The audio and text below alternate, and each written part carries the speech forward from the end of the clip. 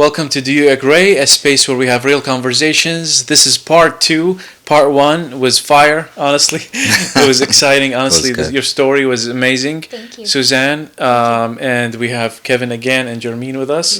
Mm-hmm. Kevin had a question that we want to start we're with. just jumping in. Yes. Ready. So you said, wow. Yeah, just powerful story. This thing about anguish and feeling anguish and why I felt that. Yeah, you said when you were in college, there was that specific day where you were like, if I'm in so much pain, there's no way in the world that there can be such a God. And if there are so many other people who are going through exponentially more pain than I am, how could a God of love exist?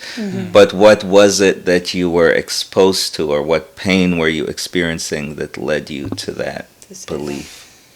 Well, I really hate to keep referring back to how my mother chose to parent me, but that really is where it came from. My mother was a very tough lady, like I mentioned, and she had to be tough in so many ways, and I would be lucky to have half of her toughness, but that toughness definitely led to,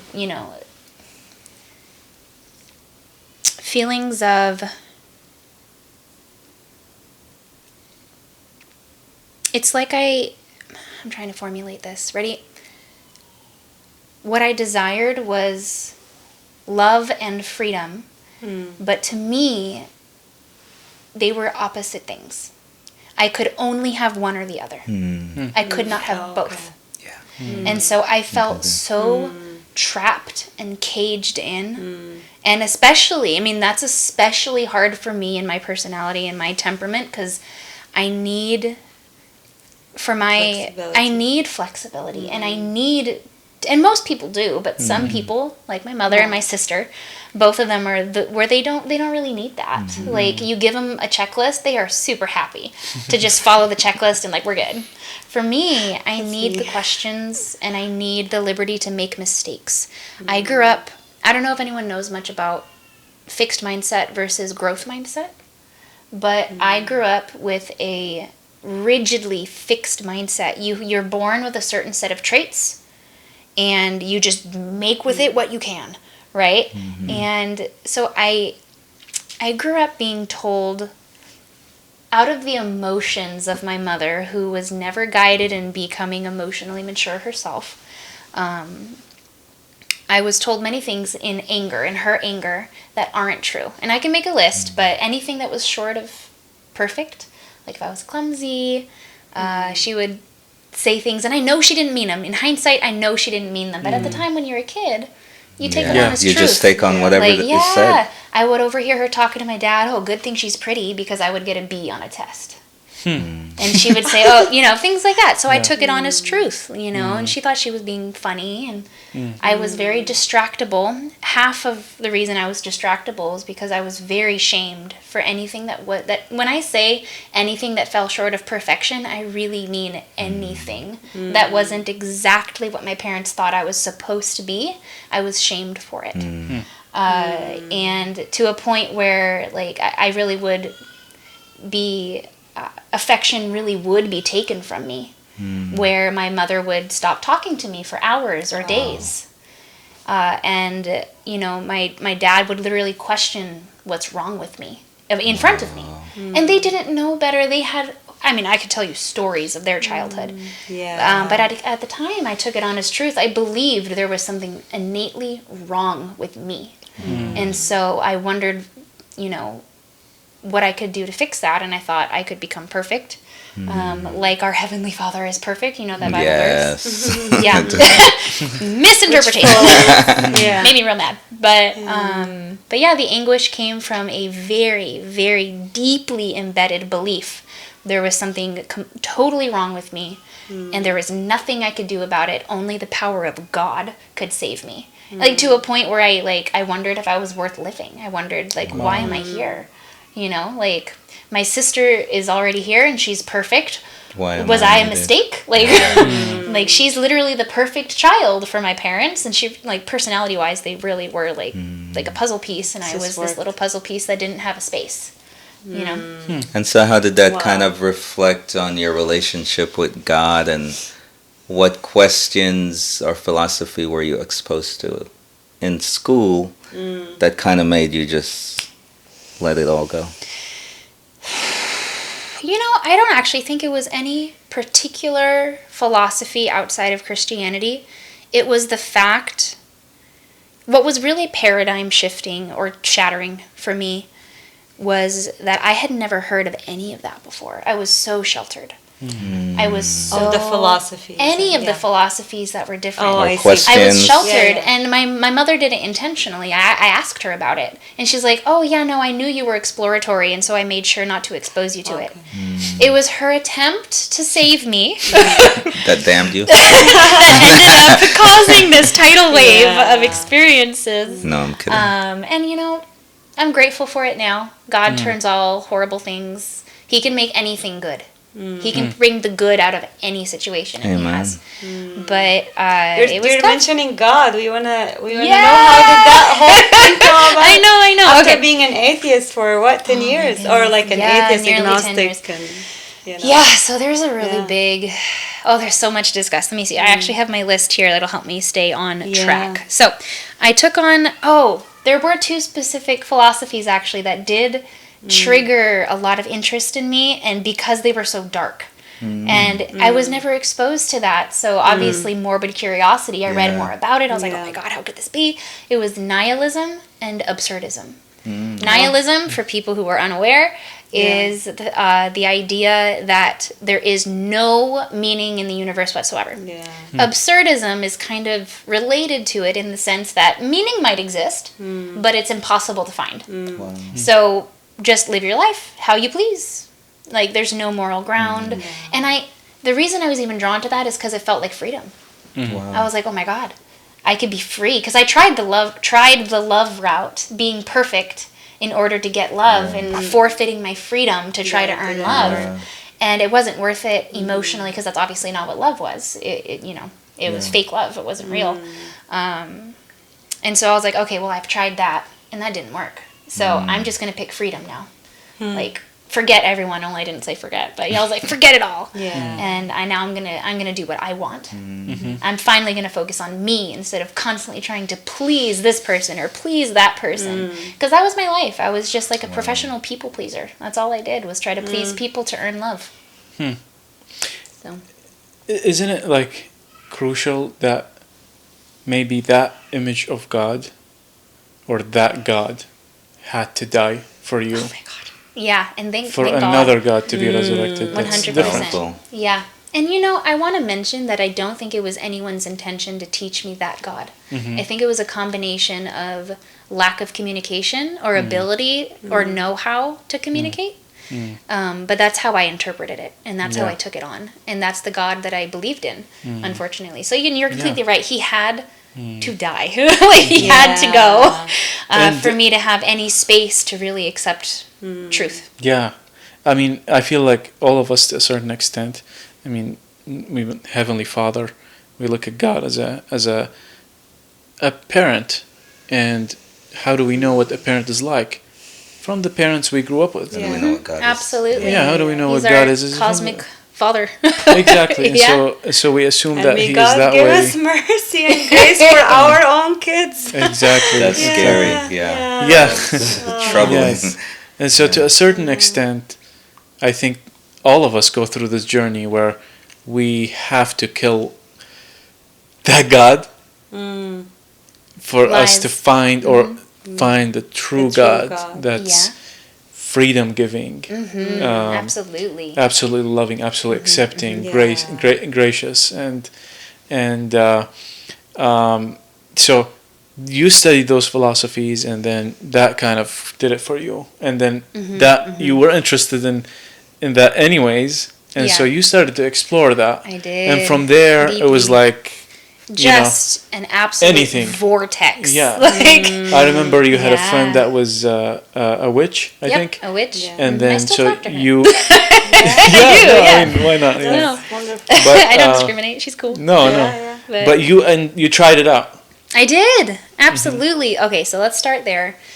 this is an interesting turn of events. So this actually goes back to you mentioning in part one, the end of part one, that I started having supernatural experiences. I wouldn't say at the time. At the time, I would not have said, these are supernatural. Yeah. And they were so subtle, and they started happening so slowly. Yeah. And honestly, I had experienced multiple traumas at that point. There was another point, by the way, that led me to atheism that I don't know. We didn't really touch on it, but in Spain I came across I'll just put it lightly, a toxic pastor, we'll put it that way. And more than toxic, just horrible human being. What was it about him? I'm a pastor, I want to make sure. I'm not You know what, it wasn't just pastoring. I mean, I'll explore that a little bit. Do you think that's appropriate to talk it's fine. about? Yeah, Okay. absolutely. Yeah. I had no concept of boundaries, as we've discussed. And in going to Spain, I was 21, and I ended up coming across this very handsome guy, and he was studying to become a pastor. Oh, okay. Right? Okay, And that's so- different. Okay, you're good. he was studying to become a pastor, but he was acting as the children's pastor at the local church that we went to. And having no boundaries and coming across a genuine narcissistic personality where he saw me, and he literally told me... Genuine narcissistic. Yeah, no, well, there's some people who have narcissistic tendencies. Okay. He really hit every single point of a narcissist after I learned. I didn't know what that was at the time. He hit every... Like, my mother had some narcissistic habits, like 3 on the list of 13, right? Yeah. And everybody does. Yeah, Everybody yeah. has some. Yeah.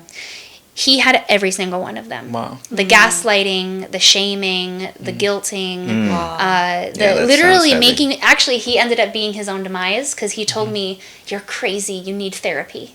And he meant it to just hurt me, but I took it, okay, I'll go to therapy. So I ended up going to therapy, and it saved me because they were Wow. like, "You are in an abusive relationship, you need to get out." So And I you was were like, in a relationship with the yeah, the I ended gentleman. up dating him, Okay. and he was after me and he even told me as the trophy wife because I was so pretty, according to him. Like I was like this ideal, and he said there's just so many, like, it even got to the point where he controlled. He controlled what I wore. He controlled who I spoke to. He controlled how much sick people. toothpaste I was allowed to Oh use. my Are you goodness. serious? It was, he would tell me where to be, when to be there, and I would be there. And it was, I grew up not knowing how to say no. Yeah. I grew up not knowing how to form opinions, and I grew up not knowing how to communicate. I was the perfect victim for a narcissist. And being very empathetic and loving and just wanting to love the world. I was kind of in the perfect storm of a narcissist's fantasy, you know. I hope he's not pastoring or he's we hope he's changed. So how did I that? hope so. Like, that would be great. I really do Yeah. believe. I really hope he does. Honestly, You said that kind of also led to atheism. What's the connection there? the connection is that I think honestly it was a loose connection that I solidified because he was a pastor. It really had nothing to do. At the Okay, time, yeah. I said, "Oh my God, this is supposed to be a man of God." Yeah. And so I made that connection, and then later on I readjusted in realizing he was not God. Like, there's no way. That's not God at all. And I do hope God reaches him one day, because, narcissists are not beyond saving. Yeah. But, it would take a little extra oomph for that one. So you said that he told you that you needed therapy. Yeah, he told me And I so you needed ended therapy. up going for therapy? I went to therapy. Okay. And this was actually when I was already back in the States, Mm-hmm. which was bonkers for him because he was so used to controlling me. I didn't realize how much he had controlled me until I came back and I had all this freedom. Like, oh my God, I can wear jeans. I can do what I want. Like, I can put more toothpaste on here. Like, I just squeezed the whole, like, it's so silly, the things, it was wild. It was wild. But nobody knew because I hid it. Because I learned to hide it from my childhood. You hide those things. You don't expose those things. Anything less than perfect is, you can't show people that. So it was unintentional, but it was the perfect, kind of perfect storm, honestly. But that led also to just piling on evidence for the lack of a loving God for me. So that was a big brick that I piled on there, and obviously a lot of trauma comes with that. And so this is relating back to the dreams, where I dismissed those dreams as PTSD. Okay. even Tell though... us a dream. Or What were those Okay. dreams? Yeah. Yeah. Okay, so yeah, let's get into it. Are you ready? Please. Holy moly. Okay, so like it this part. it would start as, and it wasn't sleep paralysis, that was a separate thing. Okay. I do believe there's sleep paralysis in a scientific way that really is the stress related. And then there's sleep paralysis where you literally, they call it a sleep paralysis demon. I think that's real. That's a real thing. But it wasn't sleep paralysis because I opened my eyes. Something would wake me up. I didn't just wake up naturally. Yeah. And it got progressively worse. It started off maybe once a month. And it only started after I dabbled in witchcraft. Not before.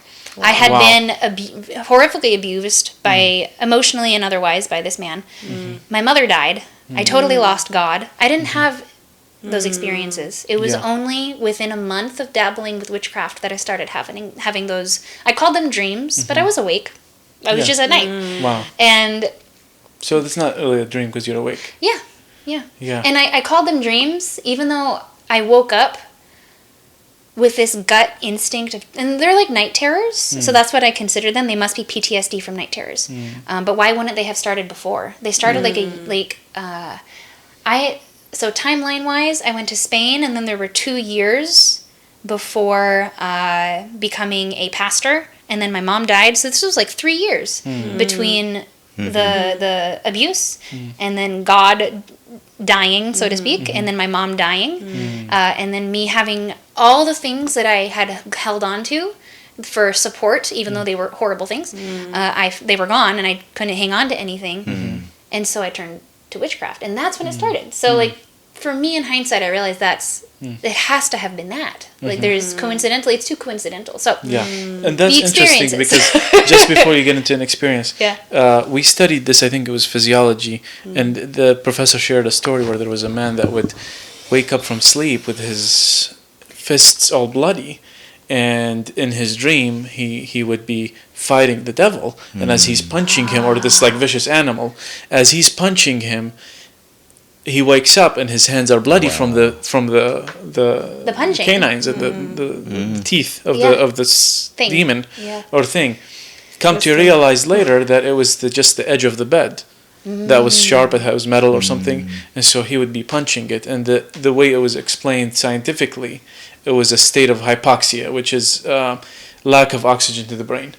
So you start hallucinating and you start having Interesting. dreams and things like that. But in Interesting. your case, you've never had that before. No. No. Up until... No, it was when I started dabbling in witchcraft. Yeah. I was still living with my dad, and it was in my old childhood bedroom, I suppose. And I remember because I would wake up because I would hear screaming, and I'm like, "Oh my God, who's screaming?" And I would wake up, and I was screaming, and it was me, and I would. It started off with me waking up screaming, so that's why I thought it was night terrors. But there would always be something in the room. And it would just be for a moment at first. It was just a moment. It was like maybe once a month. Almost like clockwork, once a month. Wow. And that happened for about a year. And I didn't go to the doctor for it. I didn't really think about it.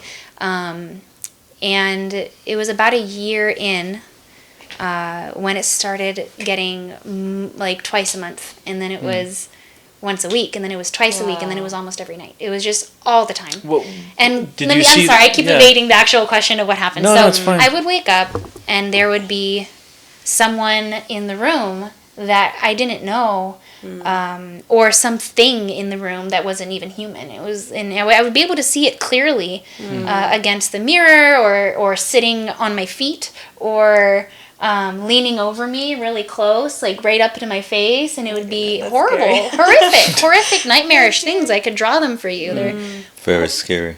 terrifying things, yeah. And I would wake up with these, and I mean, I didn't watch horror things growing Yeah. up, right? So there's no way that I could have conceptualized of these things. Like they were sometimes. Okay, it's okay if I get in detail here, like. How much I detail want to. can It's okay with the Okay. salmon giving on me. Close your eyes. Is detail okay? Like, Yeah, how I'm much good. detail- I'm okay. good. Yeah.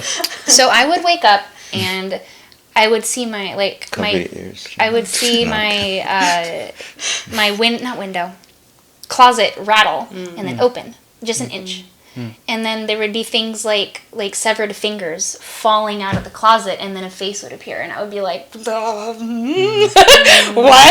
And then I would wake up and rip the blankets off, and I'd look, and it'd still be there, and so I'd turn the light on, and it'd be gone.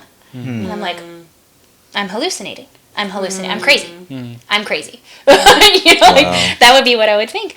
And then other times... Because you tried to rationalize it. I would try to rationalize it. Yeah, I Because you rationalize didn't it by believe saying, in the- I am insane. You didn't believe in the metaphysical. So, I didn't know, not at all. I was like, truly, I did not believe God existed, so that means there's no such thing as evil or Satan either. Yeah. So I don't believe it. It's not real. It's PTSD. It has to be. But the thing is, I didn't experience that. Before. If I had PTSD, it Yeah. would be related to the things that I had experienced, and I didn't experience severed fingers. Like, that's not part of my PTSD at all. You know, and things like, there's this one, oh my goodness, there's this one where there were probably crammed into my little bedroom, which is about the size of this room, actually. I woke up, and I heard people talking in whispers, like talking to each other. And I didn't move at first. I just woke up and slowly kind of looked around the room because I was like, oh my God, there are people in my room. What's going on? And there were about 30 child-sized humanoid things, like shadows in my room. And they were sitting on my bed and standing next to me and looking at me and standing along the walls. And I froze because I was like, oh my God, do they know I'm awake? Are they? What's going on? And did you ever try to talk to them? Eventually, I did actually, and they responded. Not them later, but I ended up. I ended up in that moment slowly reaching over and turning my light on again, and they were gone the moment I turned the light on. And I was like, I'm leaving the light on. Like, I'm not going to turn this off again. And so I started actually falling asleep with the light on as an adult. I couldn't sleep in the dark anymore, and so I turned the light on. And eventually I felt like a, what's a nice word? Like I was cowardly. You went back to the... Sorry guys. And so I ended up turning the lights off anyway because it didn't make a difference. So yeah, Didn't make a difference. how far do you want me to go down that rabbit hole? Didn't make a I can keep difference? going. Huh? No, Go you're ahead, good. what was your- No, you. You said you started speaking to them. I did. Yeah, what happened? No, before that, I don't know if it was the before and after, but you had one incident where you had a being over you. And I want to talk that particular on that one. one, yeah. Okay. 'Cause That I is remember actually it quite a mentioned. distance into the decade of those experiences, right? So How long? The whole decade you want to see no, I'd things? say 5 to 6 years out of that I was Wow. experiencing those things. Wow. So And these they- were going on a long time. Yeah, and That's you know for a what? while. I also kept rationalizing like it's PTSD. I would wake up. Were you dabbling with witchcraft for that? Yeah. Throughout the whole But time? the thing is, Yeah. I don't, and I want to say this carefully because I do believe practicing witchcraft, American witchcraft, that's a big difference to be honest. There are people who have really good, beautiful intentions like me. I did it to try to bless my life and to bless other people with their permission only. Like I tried to be very good and loving about it. And honestly, the actual act of certain types of witchcraft don't seem or feel immoral and frankly aren't. You're taking plants, putting them in a certain concoction or space or some kind of any kind of pretty little rocks that have certain symbols attached to them and meanings and runes and incantations and whatever.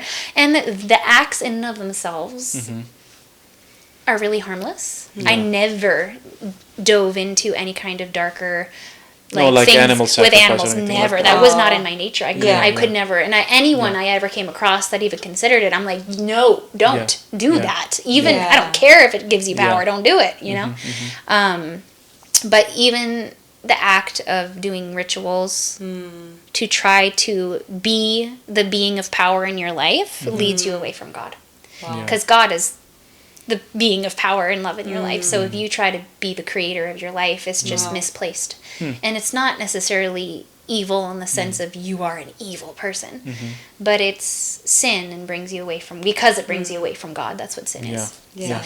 That being said, So yeah. I'm getting there. that one. That being said, Yeah. you were asking about The being being. that was, Being. you So- woke up and there's this being. I met who are now people in my life who are amazing mentors, right? They've mentored. They're the reason I'm a Christian today. Wow. Because of how, I mean, there's a lot of people, like definitely you guys, and then also my friends.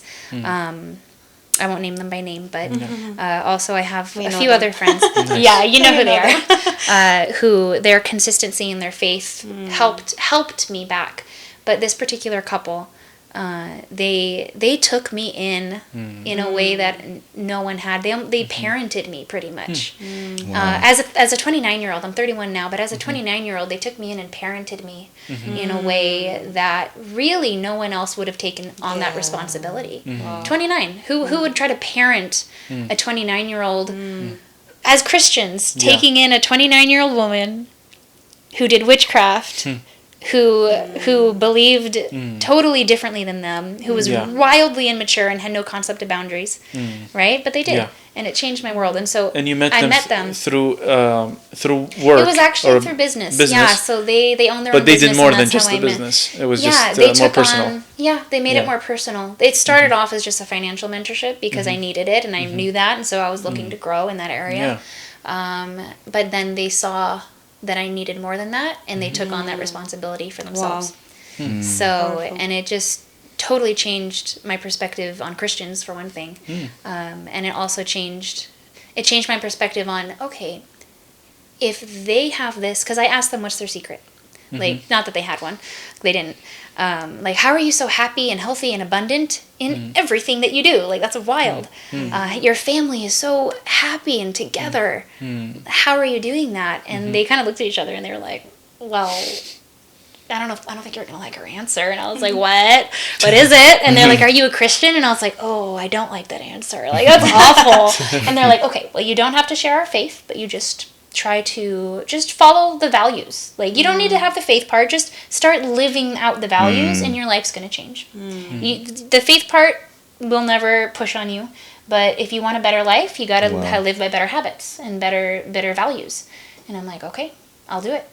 But when I did that, coming all the way back to, I know I'm rambling, I'm sorry, coming all the way back to what we were saying is the day I said, maybe there's a God, and maybe he's a God of love, that night I had the most wild encounter. I'm getting goosebumps. Yeah. The most wild encounter, and it was, I think, and I still try to rationalize it because it's so hard for me to wrap my head around, but it's too coincidental. That night, it was Satan himself, and I was in bed, and I suddenly woke up, and I was trying to move, and I was awake. It wasn't sleep paralysis where you're still sleeping, and you think I was awake, and I'm wiggling to try to get out from under something, and I was being straddled by this, like, beast of a demon thing.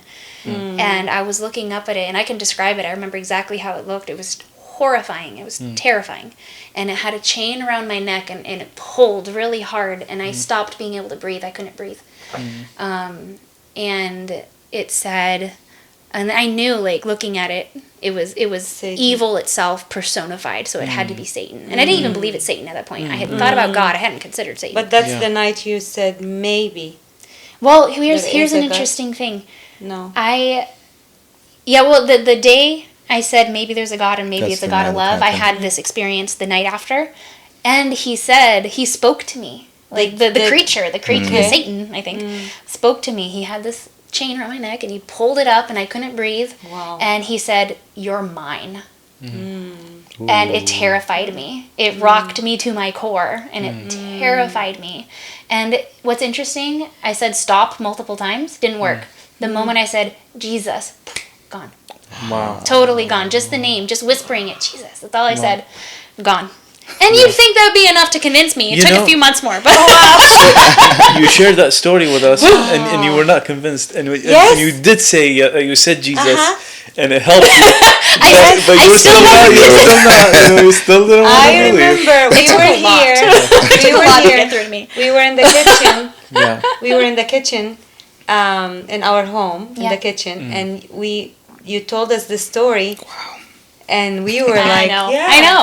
I still try to rationalize But it, you but it's what I were experienced. you were not really Christian still. Not yet. Yeah. Still not yet. Yeah. And you were reading some of the books for the business, I was. Yeah. and you were trying to scratch. Oh my god. God. Okay, this is really funny. Okay, so how did you go from there to becoming a Christian? So maybe She was we can sharing go- about the book. Yeah, let's hear Yeah. about the Okay, book just a I'll second. share about And the then book we'll real do quick because Christian it's and we're funny. The book is not Christian. Go ahead. Okay. Yeah. So Yeah. these my mentors who are honestly now they're just everything to me. They're amazing. They are teaching me because they do believe like you become a singular person to be successful. You're not just successful in family or just successful in your career or just successful in business or financially. Like if you want to be successful all the way around, you have to be singularly one person. So they end up mentoring me in all the arenas of my life to help me achieve my financial goals. I mean, that's kind of the end game. But they mentored me in everything else to achieve Nice. all my other goals because you Nice. do them all at the same time. Of course. You know? And it's like working out one arm versus your whole body, you know? Yeah. And so I start reading these books on boundaries, specifically that book, Boundaries.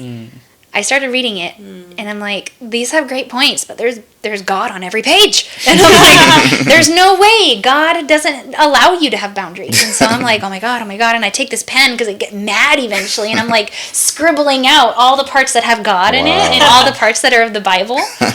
Because I'm like, there's no way. There's no way that God is a God of boundaries. Like, no way. And finally, I'm partway through the book, and I'm like, okay, I can't keep up with this because there's too many. So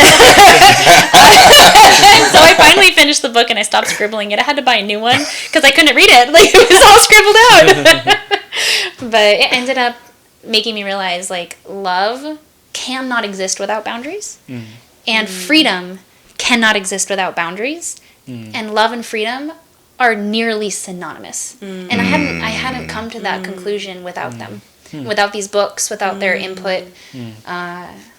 Yeah, I owe who I am today to their dedication to sharing what they knew to be true. And so that was around the same time when you saw that being? Yeah. Okay. Yeah. Just before we move on from this point, you described what he looked like Yeah. to us personally. Can you share with us one more time? Kevin Are hasn't you heard it. okay? He just wants to. I heard it before. I don't know. The only reason I want to hear about it is because it's the interesting point is others have seen the same looks. He was bestial, to be honest. Like, still humanoid, but very beast-like. Not like anything that I've seen here. Like, What kind of like animal-like or beast-like?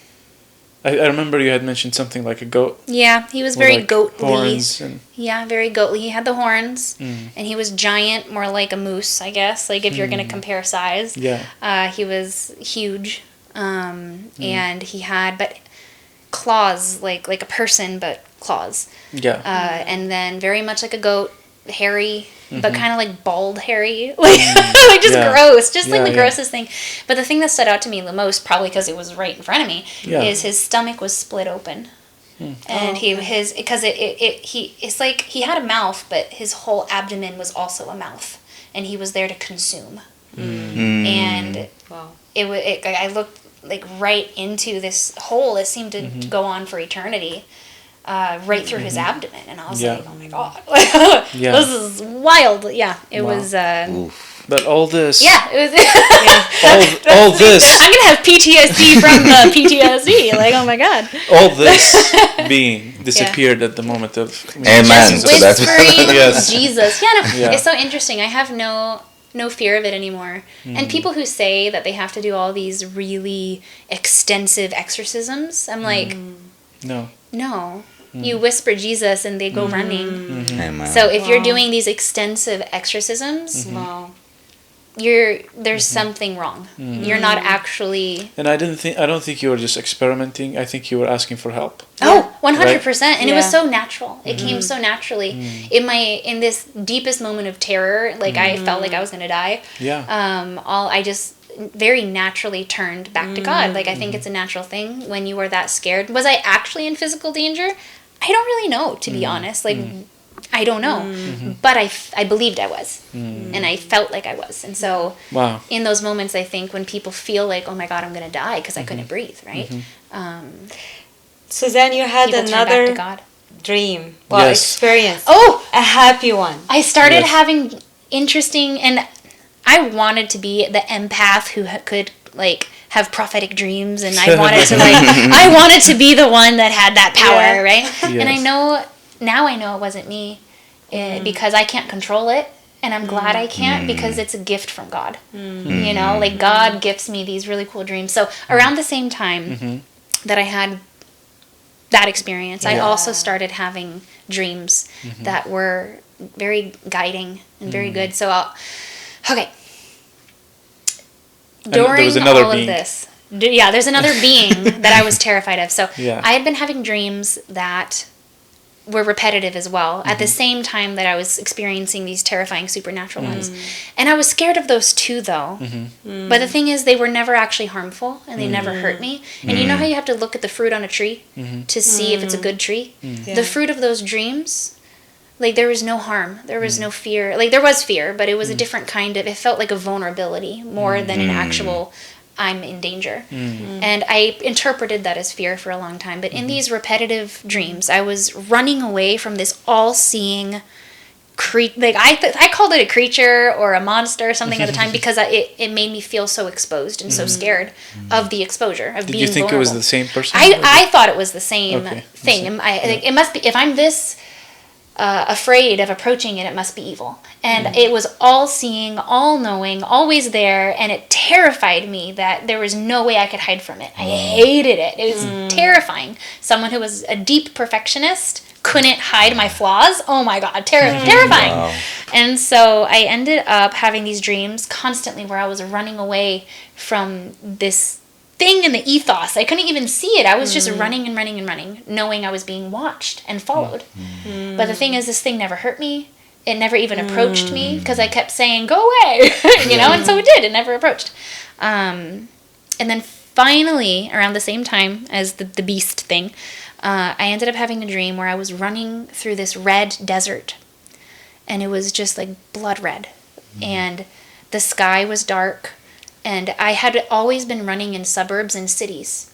And this dream, I exited the city and ran into a desert and was running forever, trying to escape this being, until I ran up like a mountain. It was red. I remember it was red, and everything around me was burnt and dead from some kind of fire. And I ended up hearing this voice call out, Suzanne, stop running. Wow. And it was so powerful, it shook the whole earth. And so I turned, and then in front of me was this being of just light, as like bright as the sun. And it was shining on me, and it almost was like, it felt like it was burning, I remember.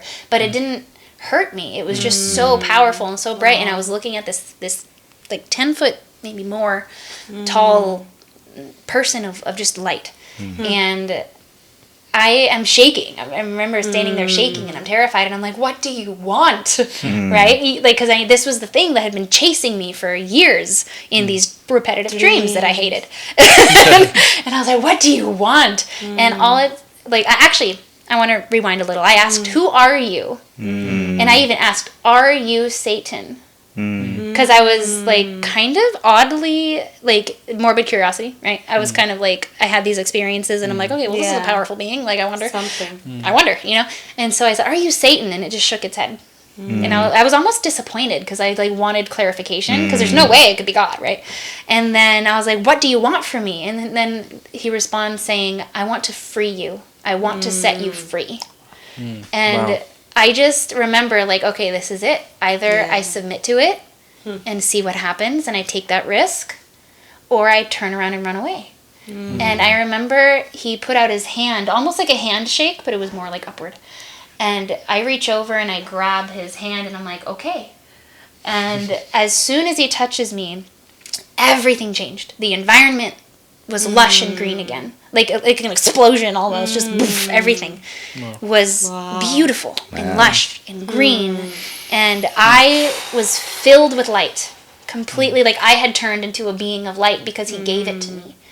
And suddenly I was able to, and I just felt peace and joy and freedom and acceptance all at once. And I jumped with him. I started jumping from mountain to mountain in my dream. Wow. And as I went, I gathered more people with me. Wow. And we eventually were like this flock of birds almost, just like jumping from mountain to mountain and just loving life and encouraging each other. And I was just like, oh my God, this is amazing. Like, who is this? Like, this is so dense. Like, it's God, hello.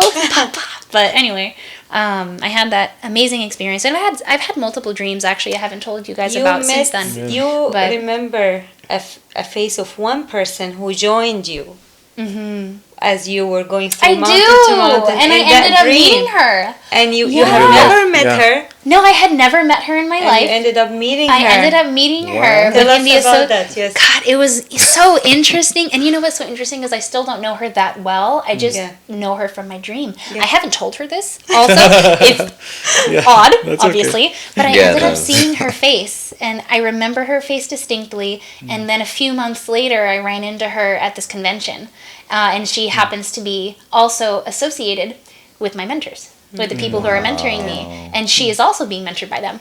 And I was like, That's oh, crazy. that's interesting. And she was in our Mountain to group together. Yeah. Isn't that fascinating? Wow. Yeah, I'm Clayton, you're such a good memory. Oh my goodness. Yeah. And you know, there's actually another part to that, if you don't mind me expanding on that. Huh? You needed to be here. Yeah, exactly. And she's such a lovely person. Oh my goodness. I absolutely adore her.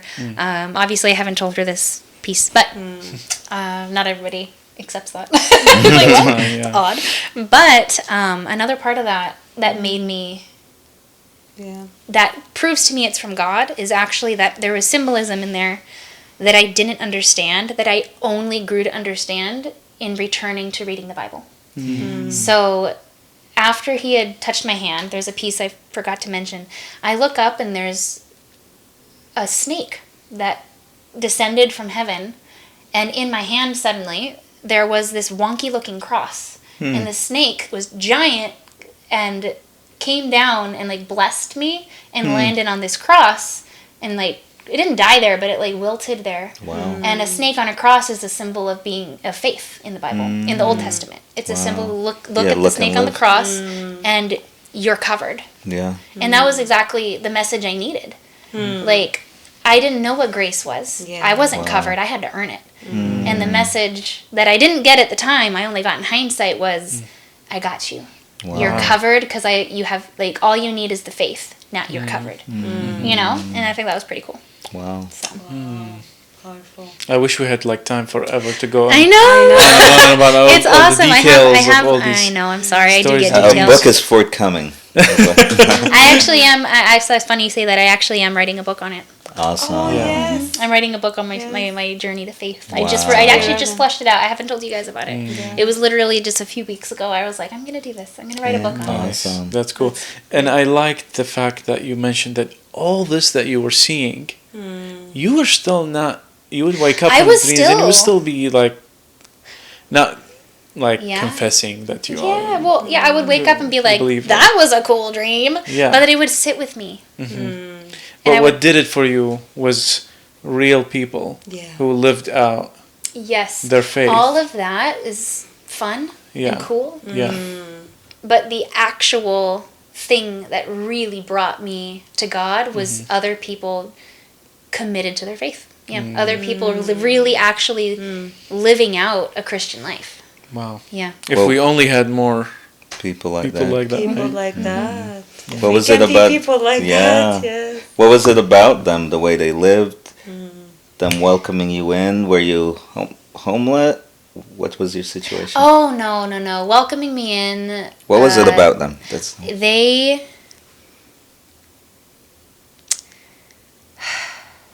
it's hard to articulate in just a few sentences. What was different from your upbringing and all that you'd experienced, that negative view of God? It was grace. They had so much grace for me when I didn't deserve it, when I was Not judgmental perfect. of them.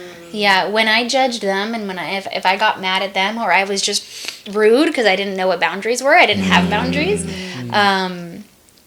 You know, anyone else found me kind of annoying and would ditch me, to be honest. Yeah. And you know, my family was stuck with me, so I mean, Yeah. no, they love me, they're wonderful. But what it really was about them is that they really truly didn't judge me. There wasn't judgment. There was just recognition that I was lost, and that my behaviors stemmed from being lost, and that if like they only answered, by the way, they only mentored me in things I asked about. They never pushed anything else on me, ever. If I asked, then they gave me something. They never expected me to believe what they believed. Wow.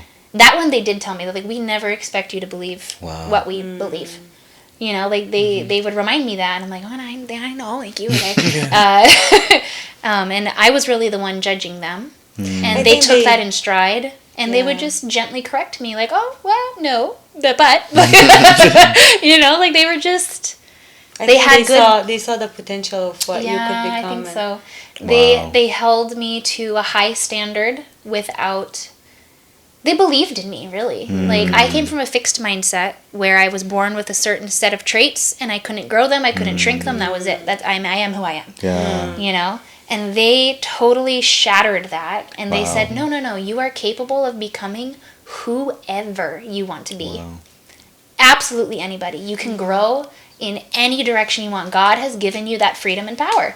Like, you can do that. Do it for good, but you can do it, you know? And I think the fact they believed in me, they had their own very strong boundaries where they would tell me no. No one, like...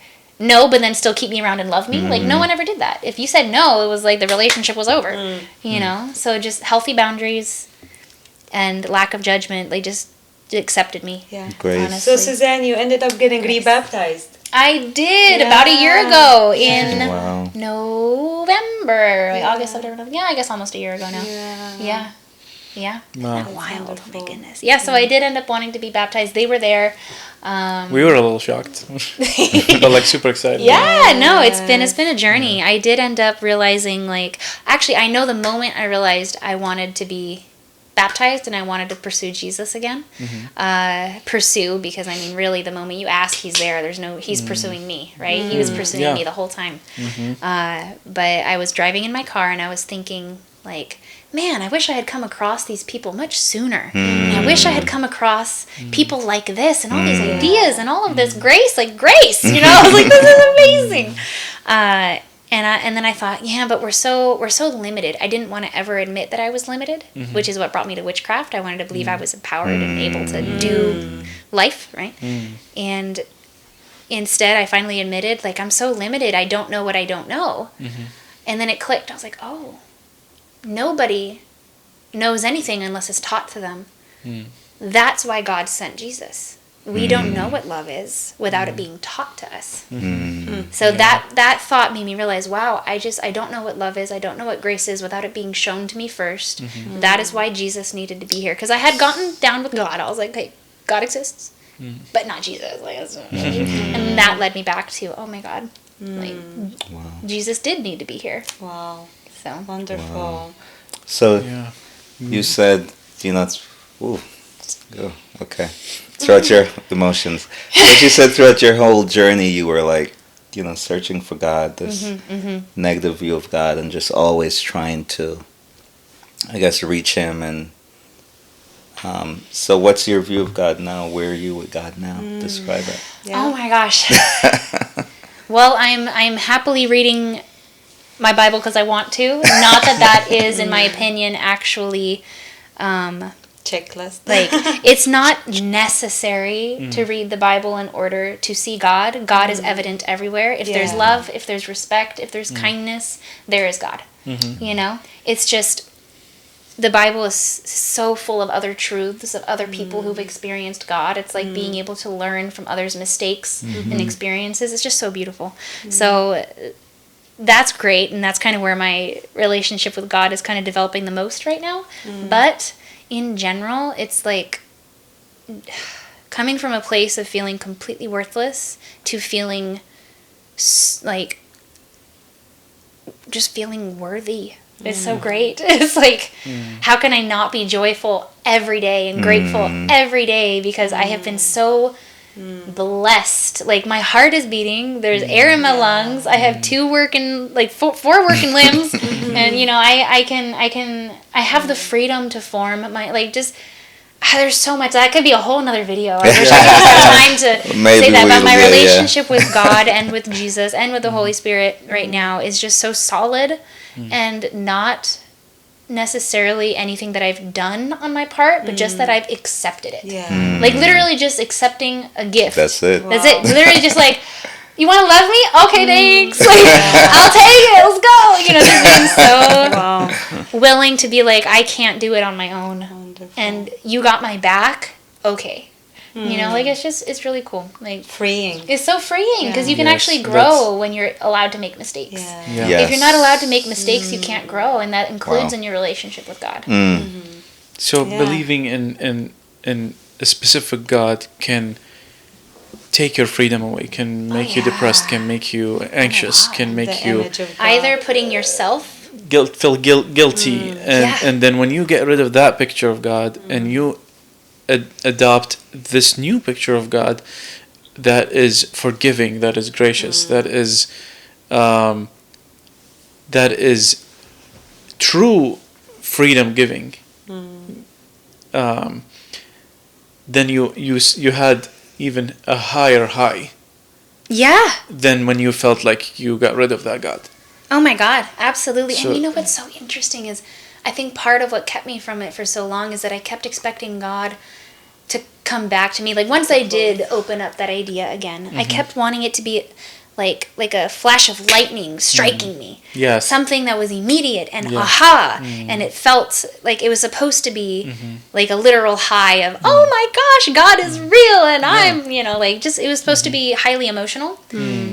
And I suppose it was more deep. It wasn't highly emotional, it was deeply emotional. And the difference I mean about that is returning, or rather discovering God and His grace and His love for the first time in my life. It felt like a coming home to a home I had never been to yet. It felt like an embrace, and it was warm, and it was soft, and it was comfortable, instead of being a lightning strike. And I think people do come across that lightning strike aha moment with God, and I think that's beautiful, and I think some people need that.